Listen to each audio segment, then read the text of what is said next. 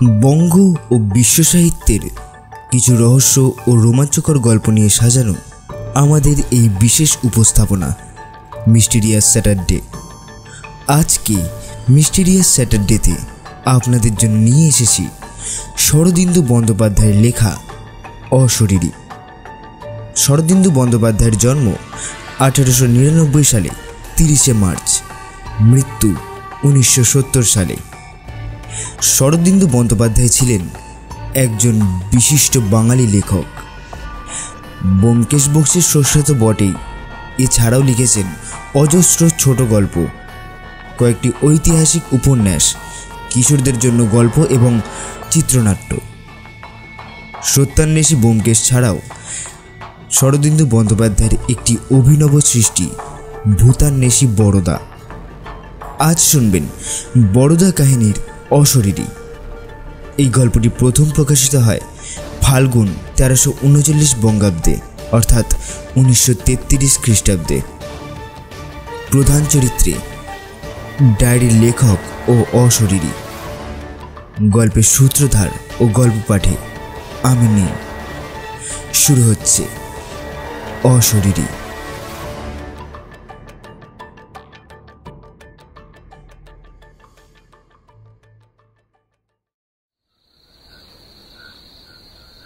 পুরনো উই ধরা ডায়েরিখানা সাবধানে খুলে বরদা বলল, অদ্ভুত জিনিস, কিন্তু আগে থাকতে কিছু বলবো না। আমাদের আবদুল্লাহ কুঁজরাকে জানো তো? সাহেবদের কুটি থেকে পুরনো বই শের দরে কিনে বিক্রি করতে আসে, তারই কাছ থেকে এটা কিনেছি। ঝাঁকায় করে এক গাদা বই নিয়ে এসেছিল। বইগুলো ঘাঁটতে ঘাঁটতে দেখি একটা বাংলায় লেখা ডায়েরি। নগদ 2 পয়সা খরচা করে তৎক্ষণাৎ কিনে ফেললাম। অমূল্য দৈবক্রমে আজ ক্লাবে আসেনি, তাই বাগবিতণ্ডায় বেশি সময় নষ্ট হলো না। বরদা বলল, পড়ি শোনো, বেশি নয়, ওই শেষের কয়েকটা পাতা খালি পড়ে শোনাবো। আর যা আছে তা না শুনলেও কোনো ক্ষতি নেই। এর ডায়েরির লেখককে তার ডায়েরি পড়ে জানা যায় না, তবে তিনি যে কলকাতা হাইকোর্টের একজন অ্যাডভোকেট ছিলেন তাতে সন্দেহ নেই। ল্যাম্পটা বাড়িয়ে দিয়ে বরদা পড়তে আরম্ভ করল। 7ই ফেব্রুয়ারি। আজ মুঙ্গেরে এসে পৌঁছালাম। স্টেশন থেকে পীরপাহাড় প্রায় মাইলখানিক দূরে, শহরের বাইরে। মুঙ্গের শহরের যতটুকু দেখলাম কেবল ধুলো আর পুরাতন সেকেলে বাড়ি। যাই হোক, আমাকে এই শহরে থাকতে হবে না, তাতেই রক্ষে। স্টেশন হয়ে আসার পথে কেল্লার ভিতর দিয়ে আসলাম। কেল্লাটা মন্দ নয়, পুরনো মীর কাসিম আমলের কেল্লা, গড়খাই দিয়ে ঘেরা। পাঁচিলের ইট পাথর অনেক জায়গায় ঘষে গেছে। বড় বড় গাছ উঁচু পাঁচিলের ওপর জন্মে শুষ্ক গড়খাইয়ের দিকে ঝুঁকে পড়েছে। একদিন এই গড়ের প্রাচীরে সতর্ক শান্তি পাহারা দিত। প্রহরে প্রহরে দুর্গের দরজায় নাকারা বাজত।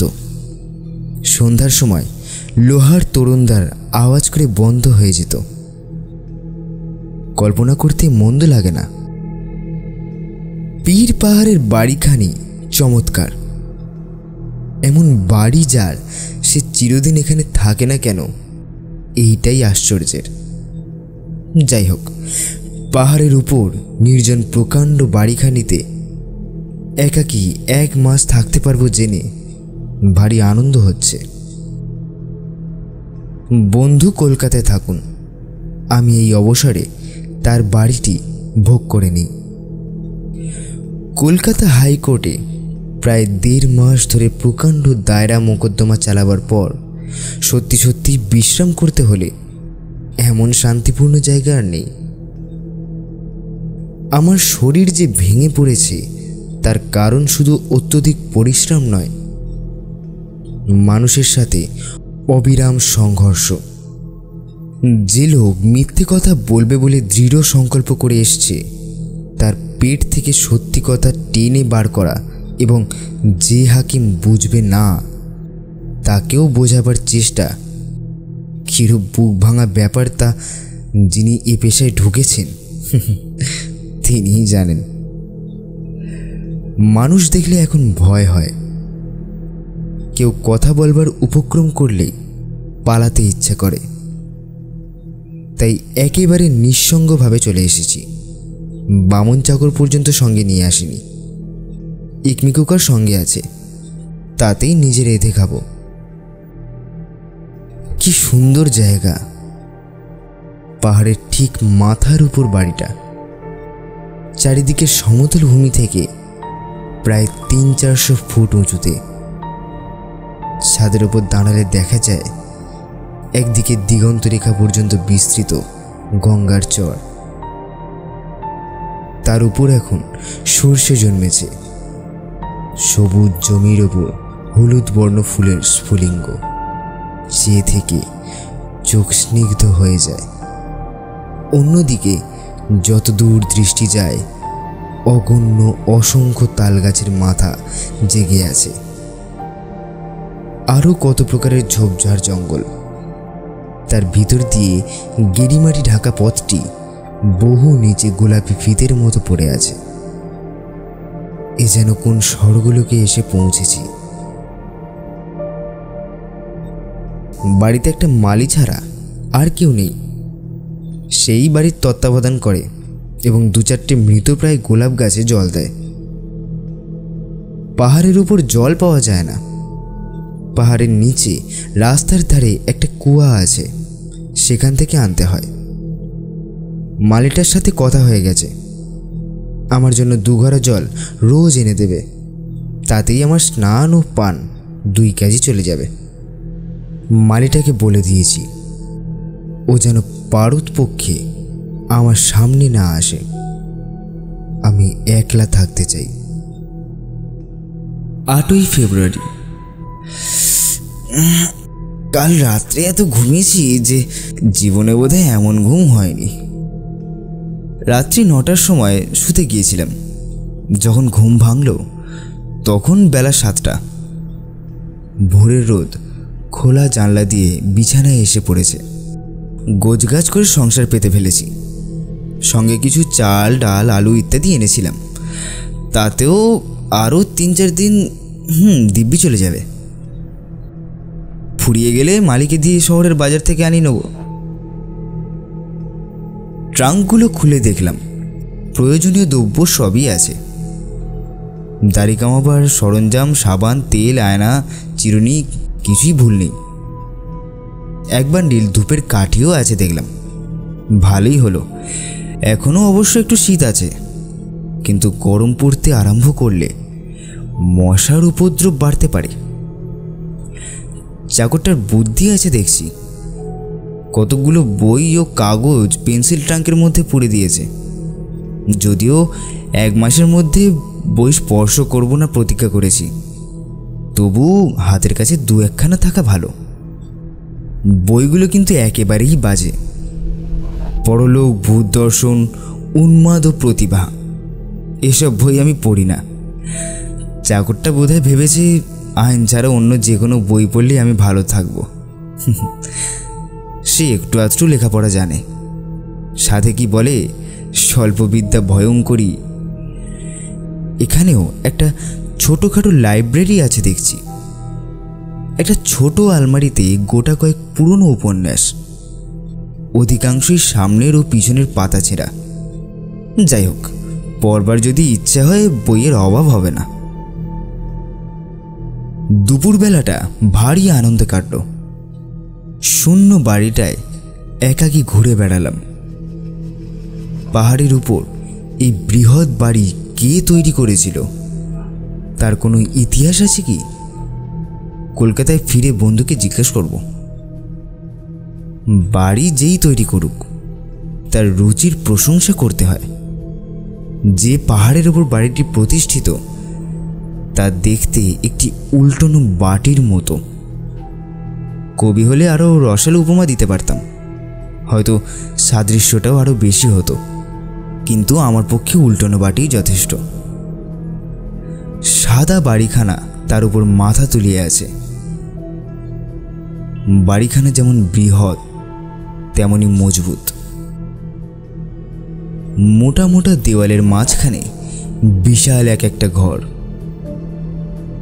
নিজের বিশালতার গৌরবে শূন্য আসবাবহীন অবস্থাতেও সর্বদা গম গম করছে। বাড়ির সম্মুখে খানিকটা সমতল স্থান আছে, তাতে গোলাপ বাগান। গোলাপ বাগানের শেষে ফটক। ফটকের বাইরেই নিচে যাওয়ার ঢালু পাথর ভাঙা পথ বেঁকে বাড়ির কোল দিয়ে নেমে গেছে। ফটকের সামনে কিছু দূরে একটা প্রকাণ্ড কুয়ো, গভীর হয়ে কোথায় চলে গেছে তার তল পর্যন্ত দৃষ্টি যায় না। কূপের চারপাশে আগাছা জন্মেছে। একটা শিমুল গাছ তার মুখের বিরাট গর্তটার উপর ঝুঁকে পড়েছে।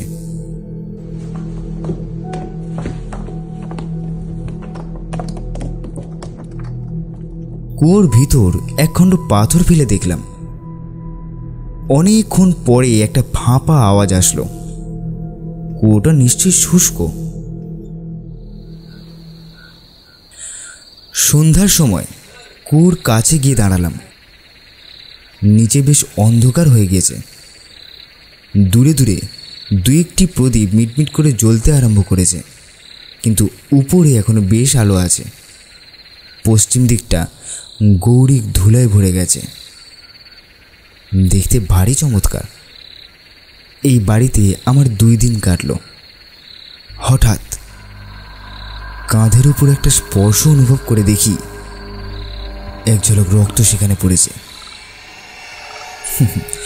কিন্তু তখনই বুঝতে পারলাম রক্ত নয়, ফুল।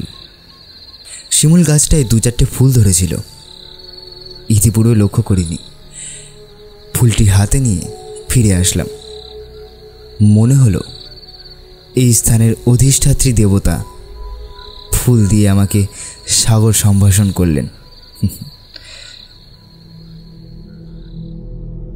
9 ফেব্রুয়ারি। আজ শরীরটা ভালো ঠেকছে না। মনে হয় একটু জ্বর ভাব হয়েছে। একটু জ্বর জ্বর লাগছে। মাথার মধ্যে কেমন একটা উত্তাপ অনুভব করছি। মোকদ্দমা নিয়ে যে অতিরিক্ত মানসিক পরিশ্রম করেছি তার কুফল এখনো শরীরে লেগে আছে। অকারণেই স্নায়ুমণ্ডল উত্তেজিত হয়ে ওঠে। আজ উপোস করেছি। আশা করি কাল শরীর বেশ ঝরঝরে হয়ে যাবে। 10ই ফেব্রুয়ারি। প্রাচীন গ্রীসে সংস্কার ছিল প্রত্যেক গাছ, লতা, নদী, পাহাড়ের একটি করিয়া অধিষ্ঠাত্রী দেবতা আছে। আধুনিক বিজ্ঞান শাসিত যুগে কথাটা হাস্যকর হলেও উপদেবতা অধিষ্ঠিত গাছপালার কথা কল্পনা করতে মন্দ লাগে না। সাঁওতালদের মধ্যেও এরূপ সংস্কার আছে শুনেছি। যারা বনে জঙ্গলে বাস করে তাদের মধ্যেও এই প্রকার বিশ্বাস হয়তো স্বাভাবিক। মানুষ যেখানেই থাকুক দেবতা সৃষ্টি না করে থাকতে পারে না। আমরা সভ্য হয়ে ইট পাথরের মন্দিরের মধ্যে দেবতার প্রতিষ্ঠা করেছি। যারা বনের মানুষ তারা গাছপালা, নদী নালাতেই দেবতার আরোপ করে সন্তুষ্ট থাকে। আত্মবিশ্বাসের যেখানে অভাব সেইখানেই দেবতার জন্ম। মানুষ সহজ অবস্থায় ভূত, প্রেত, উপদেবতা এমনকি দেবতা পর্যন্ত বিশ্বাস করতে পারে না। ওসব বিশ্বাস করতে হলে রীতিমতো মস্তিষ্কের ব্যাধি থাকা চাই। কিন্তু সে যাই হোক, উপদেবতার কথা কল্পনা করতে বেশ লাগে। আমার ওই শিমুল গাছটার যদি একটা দেবতা থাকতো তাকে দেখতে কেমন হতো, কিংবা অত দূর যাওয়ার প্রয়োজন কি? এই পাহাড়টারও তো একটা দেবতা থাকা উচিত। তিনিই বা কিরকম দেখতে শুনতে। তিনি যদি হঠাৎ একদিন আমাকে দেখা দেন তবে কেমন হয়? 11ই ফেব্রুয়ারি। দিনের বেলাটা পাহাড়ের উপরেই এধার ওধার ঘুরে এবং রান্নাবান্নার কাজে বেশ একরকম কেটে যায়। কিন্তু সন্ধ্যার পর থেকে শোয়ার আগে পর্যন্ত এই 3-4 ঘন্টার সময় যেন কিছুতেই কাটতে চায় না। এখন কৃষ্ণপক্ষ যাচ্ছে। সূর্যাস্তের পরই চারিদিক ঘুটঘুটে অন্ধকার হয়ে যায়। তখন পৃথিবী পৃষ্ঠে সমস্ত দৃশ্য লেপে মুছে একাকার হয়ে যায়। কেবল আকাশের তারাগুলো যেন অত্যন্ত কাছে এসে চোখ মেলে চেয়ে থাকে। আমি একমিক কুকারে রান্না চড়িয়ে দিয়ে লণ্ঠন জেলে ঘরের মধ্যে চুপ করে বসে থাকি। লণ্ঠনের ক্ষীণ আলোয় ঘরটা সম্পূর্ণ আলোকিত হয় না, আনাচে কানাচে অন্ধকার থেকেই যায়।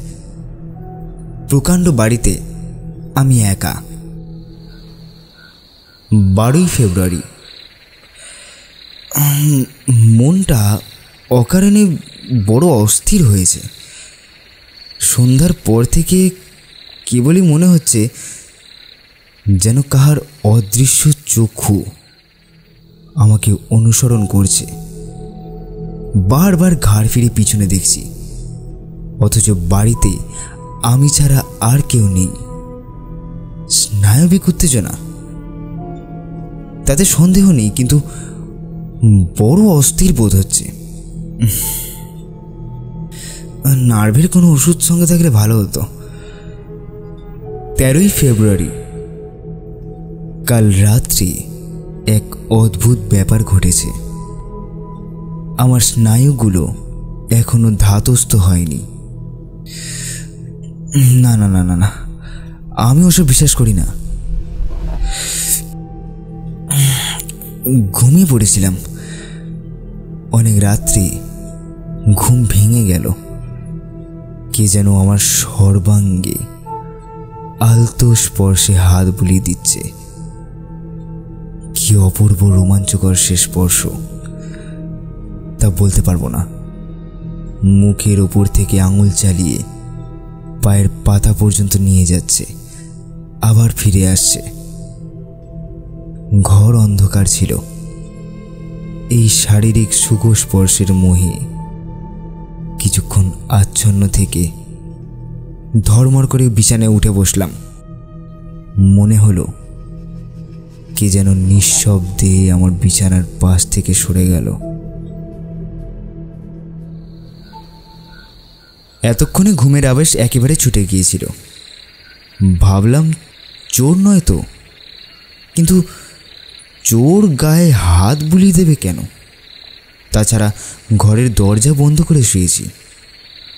আমি উচ্চ কণ্ঠে ডাকলাম, কে? কোনো সাড়া নেই। গা ছমছম করতে লাগলো। বালিশের পাশে দেশলাই ছিল, আলো জ্বাললাম। ঘরে কেউ নেই। দরজা আগের মতোই বন্ধ। ভাবলাম ঘুমিয়ে নিশ্চয়ই স্বপ্ন দেখেছি। এমন অনেক সময় হয়, ঘুম ভেঙেছে মনে হলেও ঘুম সত্যিই ভাঙে না। নিদ্রা ও জাগরণের সন্ধিস্থলে মনটা অর্ধচেতন অবস্থায় থাকে। দরজা খুলে বাইরে আসলাম। খোলা বারান্দায় এসে দেখলাম এক আকাশ নক্ষত্র জ্বলজ্বল করছে। ঘরের বদ্ধ বায়ুর থেকে বাইরে এসে বেশ আরাম বোধ হলো। একটা ঠান্ডা হাওয়া বাড়ির চারিদিকে যেন নিঃশ্বাস ফেলে বেড়াচ্ছে। কিছুক্ষণ এদিক ওদিক পায়চারি করবার পর একটু গা শীত করতে লাগলো। আবার ঘরে ফিরে দরজা বন্ধ করে শুলাম। আলোটা নিভালাম না, কমিয়ে দিয়ে মাথার কাছে রেখে দিলাম। এটা কি সত্যি স্বপ্ন? রাত্রে আর ঘুম হলো না। 14ই ফেব্রুয়ারি। কাল আর কোনো স্বপ্ন দেখিনি। আধো আশা আধো আশঙ্কা নিয়ে শুতে গিয়েছিলাম। হয়তো আজ আবার স্বপ্ন দেখব, কিন্তু কিছুই দেখিনি। আজ শরীর বেশ ভালো মনে হচ্ছে। চাল ডাল কেরোসিন তেল ইত্যাদি ফুরিয়ে গেছিল, মালিকে দিয়ে বাজার থেকে আনিয়ে নিয়েছি। মালিটা যাতে গোয়ালা হলেও বেশ বুদ্ধিমান লোক। সেই যে তাকে আমি আর সম্মুখে আসতে মানা করে দিয়েছিলাম, তারপর থেকে নিতান্ত প্রয়োজন না হলে আমার কাছে আসে না। কখন জল দিয়ে যায় আমি জানতেও পারি না। আমিও আশা থেকে পাহাড় থেকে নিচে নামিনি, সুতরাং মানুষের সঙ্গে মুখোমুখি সাক্ষাৎ একদিনও হয়নি বললেই চলে। নিচের রাস্তা দিয়ে মানুষ চলাচল করতে দেখেছি বটে, কিন্তু এত দূর থেকে তাদের মুখ দেখতে পাই না। আজ বাড়িতে চিঠি দিয়েছি, লিখেছি বেশ ভালো আছি, কিন্তু তাদের চিঠিপত্র দিতে বারণ করে দিয়েছি। আমার এই বিজন বাসের মাধুর্য চিঠিপত্রের দ্বারাও খণ্ডিত হয়, এটা আমি চাই না। বাইরের পৃথিবীতে কোথায় কি ঘটছে না ঘটছে তার খোঁজও রাখতে চাই না। 15ই ফেব্রুয়ারি। আজ আবার মনটা অস্থির হয়েছে। কি যেন হয়েছে, অথচ ঠিক বুঝতে পারছি। শরীর তো বেশ ভালোই আছে, তবে এমন হচ্ছে কেন? কাল ভাবছি একবার শহরটা দেখে আসব।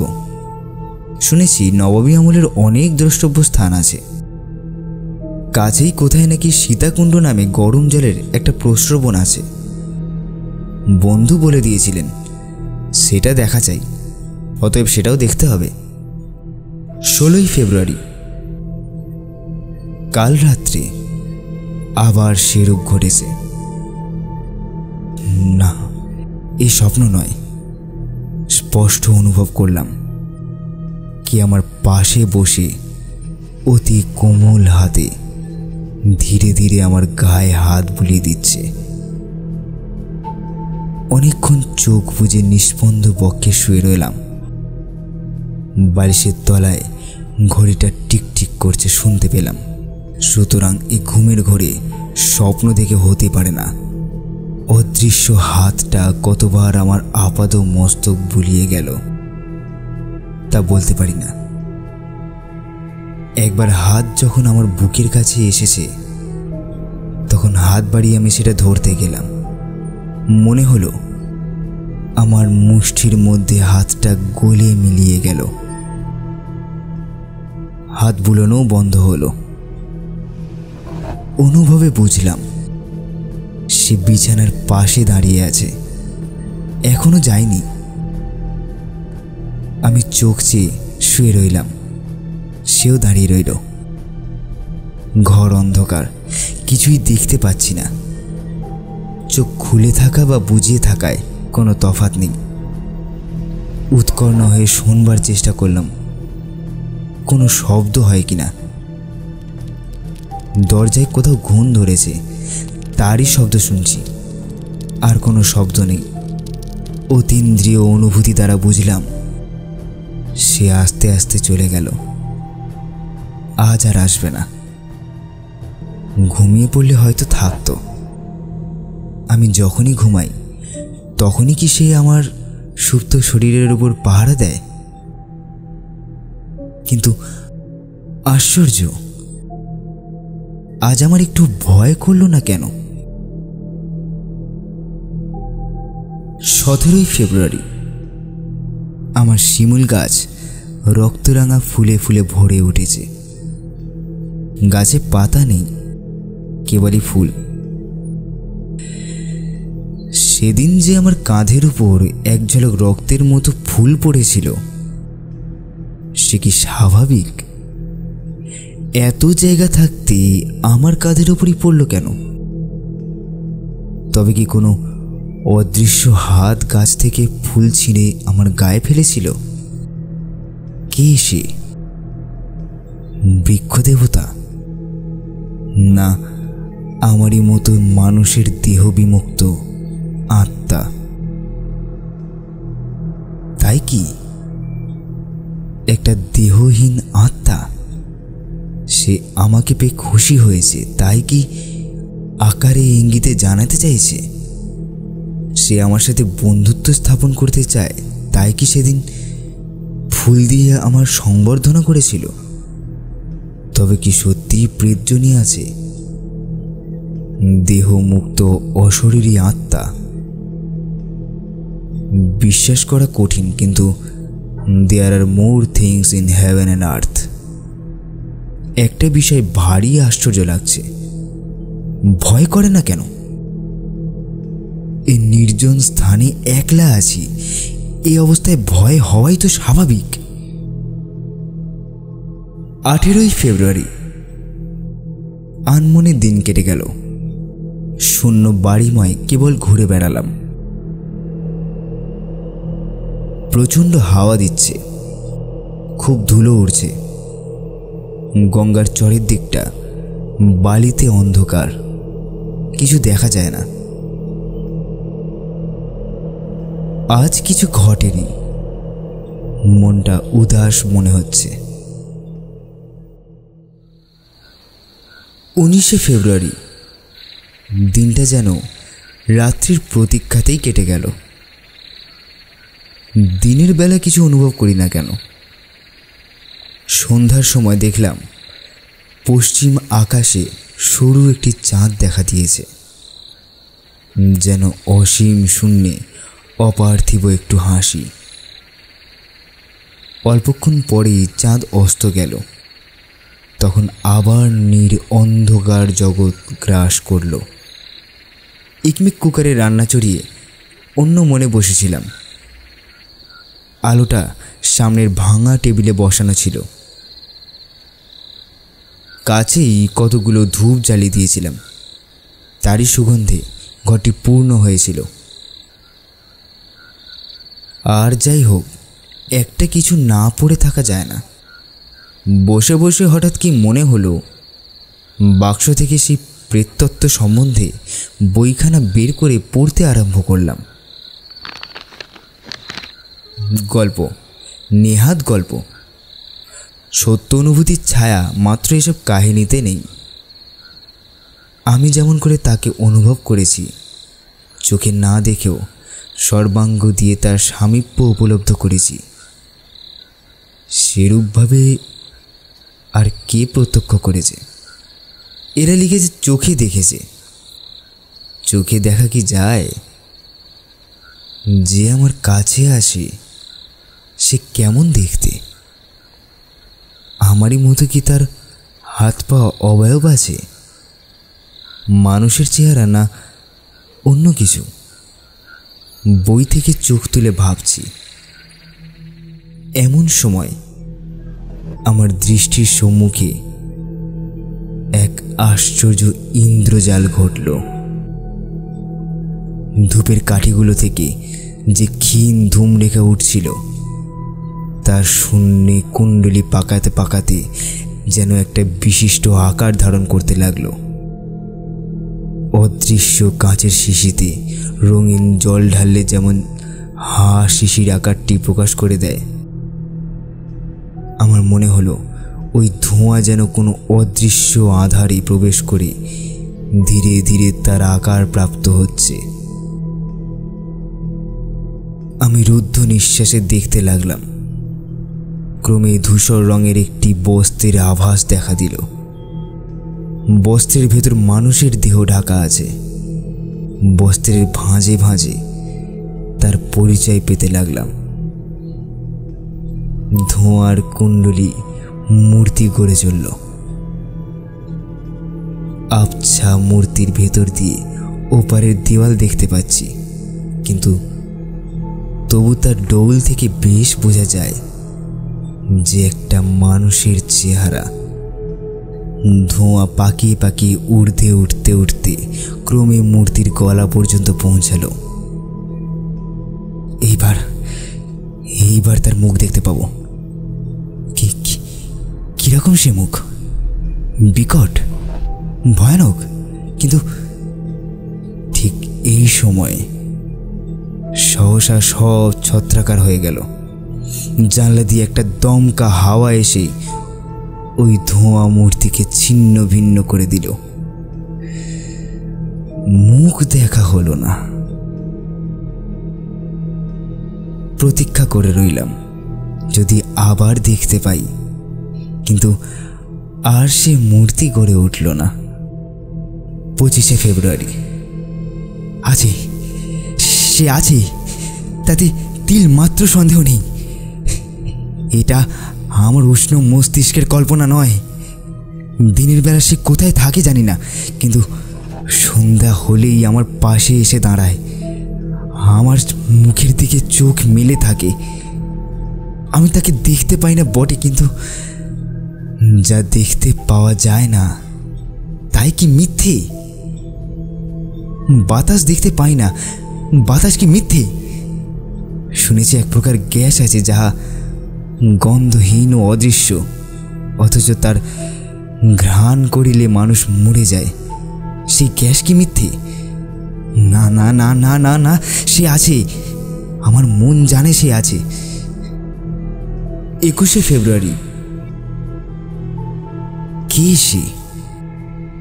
তার স্পর্শ আমি অনুভব করেছি, কিন্তু তাকে স্পর্শ করতে পারি না কেন? ছুঁতে গেলেই সে মিলিয়ে যায় কেন? সে দেখা দিতে চেষ্টা করে জানি, কিন্তু দেখা দিতে পারে না কেন? রক্ত মাংসের চোখ দিয়ে কি এদের দেখা যায় না? আমি এখন ঘুমানোর আগে ডায়েরি লিখছি, আর সে ঠিক আমার পিছনে দাঁড়িয়ে আমার লেখা পড়ছে। আমি জানি আমার সারা শরীর রোমাঞ্চিত হয়ে উঠছে, কিন্তু মুখ ফিরিয়ে তাকে দেখতে পাবো না। সে মিলিয়ে যাবে, তাকে আমি দেখতে পাবো না। কেন এমন হয়? তাকে কি দেখতে পাবো না?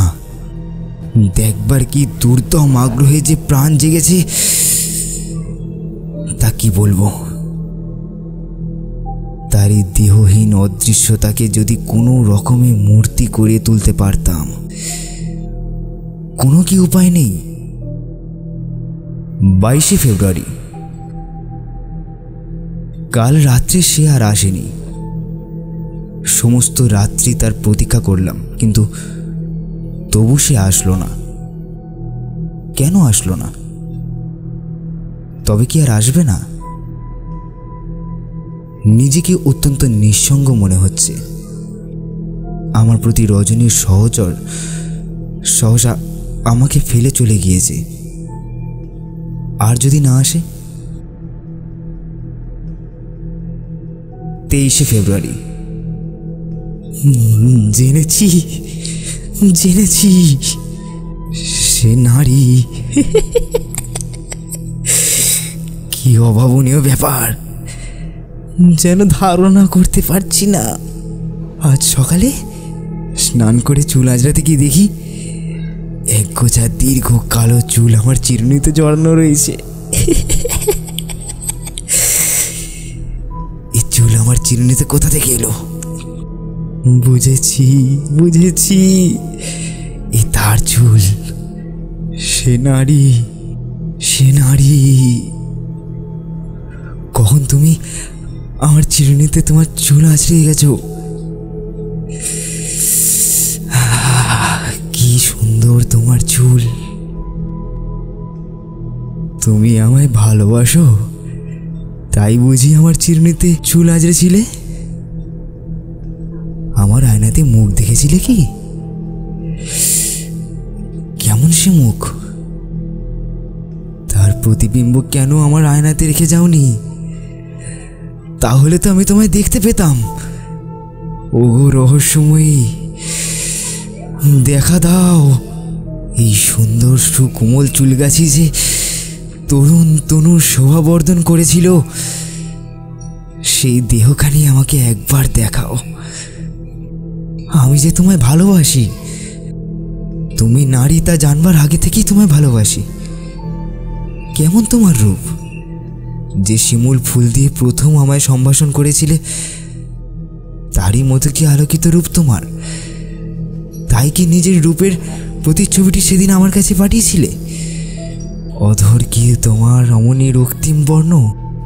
পায়ের আলতা কি তারই রঙে রাঙা? কেমন করে কোন ভঙ্গিতে বসে তুমি আমার চিরুনি দিয়ে চুল বেঁধেছিলে? কেমন সে খোঁপা! একটি রক্তরাঙা শিমুল ফুলকে সেই খোঁপায় লাগিয়েছিলে। আমার এই 36 বছর বয়স পর্যন্ত কখনো আমি নারীর মুখের দিকে চোখ তুলে দেখিনি। আজ তোমাকে না দেখে তোমার প্রেমে আমি পাগল হয়েছি। ওগো অশরীরিনী, একবার রূপ ধরে আমার সামনে দাঁড়াও। 24শে ফেব্রুয়ারি। তার প্রেমের মোহে আমি ডুবে আছি। খাওয়া ঘুমের আমার প্রয়োজন কি? আমার মনে হচ্ছে এই অপরূপ ভালোবাসা আমাকে জর্জরিত করে ফেলেছে। আমার অস্থি, মাংস, মেদ, মজ্জা জীর্ণ করে জঠরস্থ অন্য রসের মতো আমাকে পরিপাক করে ফেলেছে। এমন না হলে ভালোবাসা? 25শে ফেব্রুয়ারি। আজ সকালে হঠাৎ মালিটার সঙ্গে আমার দেখা হয়েছিল। তাকে গালাগালি দিয়ে তাড়িয়ে দিয়েছি। মানুষের মুখ দেখতে চাই না আমি। সমস্ত দিন কিছু খাইনি। দেখ, ভালো লাগে না খেতে, খাবারের রুচি নেই। তাছাড়া রান্নার হাঙ্গামা অসহ্য। গরম পড়ে গিয়েছে, মাথার ভিতরটা ঝাঁঝা করছে। কাল সারা রাত্রি জেগেছিলাম, কিন্তু তাকে দেখতে পেলাম না। সে কাল আমার পাশে এসে শুয়েছিল। স্পষ্ট অনুভব করেছি তার অস্পষ্ট মধুর দেহ সৌরভ। আঘ্রাণ করেছি, কিন্তু তাকে ধরতে গিয়ে দেখলাম শূন্য, কিছু নেই। জানি জানি সে আমার চোখে দেখা দেওয়ার জন্য, আমার বাহুতে ধরা দেওয়ার জন্য আকুল হয়ে আছে, কিন্তু পারছে না। তার এই ব্যর্থ আকুলতা আমি মর্মে মর্মে উপলব্ধি করছি। মাঝরাত্রি থেকে সকাল পর্যন্ত খোলা আকাশের তলায় পায়চারি করছি। সেও আমার পাশে পাশে বেড়াচ্ছে। তাকে বারবার জিজ্ঞেস করছি কি করলে তাকে দেখতে পাবো। সে উত্তর দেয়নি, কিংবা তাহার উত্তর আমার কানে পৌঁছায়নি। সকাল হতেই সে চলে গেল। মনে হলো এই রক্তরাঙা শিমুল গাছটার দিকে অদৃশ্য হয়ে গেল। এই রক্ত মাংসের চোখে কি তাকে দেখতে পাওয়া সম্ভব নয়? 26শে ফেব্রুয়ারি। না না না না না, রক্তে মাংসের শরীরে তাকে দেখতে পাবো না। সে সূক্ষ্ম লোকের অধিবাসিনী। স্থূল মর্ত্যলোকের এই দেহতে আমি তার নাগাল পাবো না। আমার এই জড় দেহটাই ব্যবধান হয়ে আছে। 27শে ফেব্রুয়ারি। খাওয়া নেই, ঘুম নেই, মাথার মধ্যে আগুন জ্বলছে। আয়নায় নিজের মুখ দেখলাম। এ কি সত্যি আমি, না অন্য কেউ? আমি তাকে চাই, যেমন করেই হোক তাকে চাই। স্থূল শরীরে যদি না পাই তবে 28শে ফেব্রুয়ারি। হ্যাঁ হ্যাঁ হ্যাঁ হ্যাঁ হ্যাঁ, সেই ভালো। আর পারি না। শিমুল গাছের যে ডালটা কূপের মুখে ঝুঁকিয়ে আছে, তাতে একটা দড়ি টাঙিয়েছি।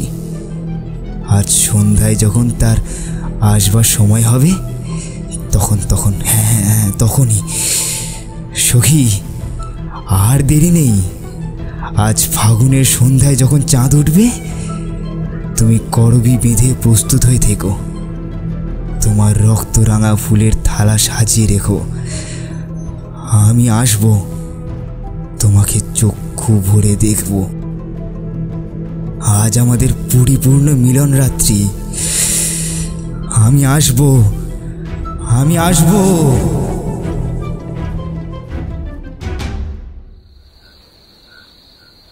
বড়দা আস্তে আস্তে ডায়েরি বন্ধ করলো। বলল, এখানেই লেখা শেষ।